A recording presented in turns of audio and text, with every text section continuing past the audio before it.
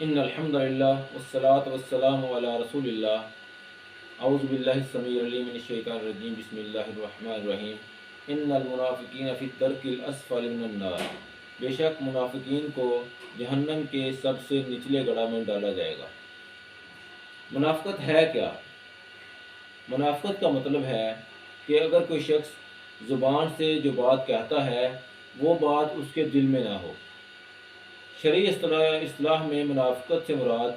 ایک مسلمان بظاہر تو اپنے آپ کو مومن کہتا ہے، مسلمان کہتا ہے، نمازیں بھی پڑھتا ہے، لیکن اس کے دل میں شرک اور کفر پایا جاتا ہے، دل سے وہ مسلمان مومن نہیں ہوتا۔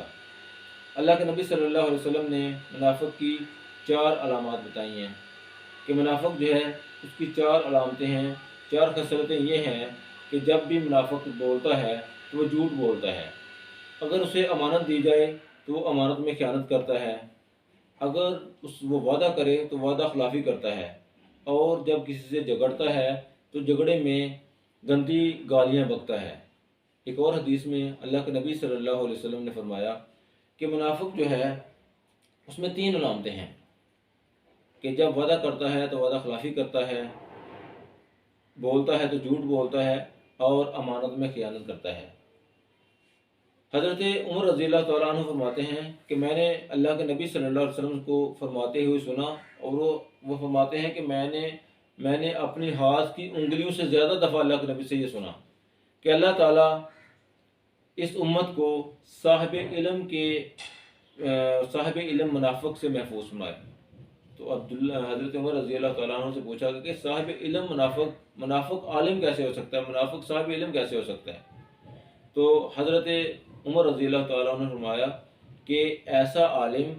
جو لوگوں کو تو دین کی دعوت دیتا ہے لیکن خود عمل نہیں کرتا۔ اللہ کے نبی صلی اللہ علیہ وسلم نے منافق کے بارے میں یہ بھی کہا ہے کہ جو شخص لالچ کرتا ہے، بے حیائی کرتا ہے اور بےہودہ گفتگو کرتا ہے، یہ بھی نفاق میں سے ہے۔ حضرت حذیفہ ابن یمان رضی اللہ تعالیٰ عنہ سے پوچھا گیا کہ منافق کون ہے؟ تو انہوں نے فرمایا کہ جو اسلام کا دعوے دار ہو لیکن اسلام پر عمل نہ کرتا ہو۔ حضرت عبداللہ ابن عمر رضی اللہ تعالیٰ عنہ سے پوچھا گیا کہ جب ہم حکمرانوں اور سرداروں کے پاس ہوتے ہیں تو ہم جو بات ان کے پاس بیٹھ کے کرتے ہیں، یعنی کہ ان کی تعریف کر رہے ہوتے ہیں، لیکن جب ہم ان سے علیحدہ ہوتے ہیں تو ہمارے دل میں وہ بات نہیں ہوتی۔ تو حضرت عبداللہ ابن عمر رضی اللہ تعالیٰ عنہ نے فرمایا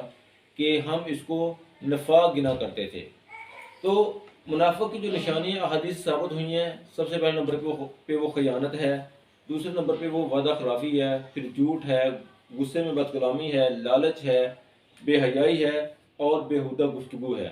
اور بہت اچھی عالمانہ گفتگو، دین کی گفتگو لیکن بے عملی ہے۔ اللہ تعالیٰ سے دعا ہے کہ اللہ تعالیٰ ہمیں نفاق کی تمام جو خصلتیں ہیں ان سے بچنے کی توفیق عطا فرمائے، اور ہمیں پکا اور سچا مسلمان بنائے۔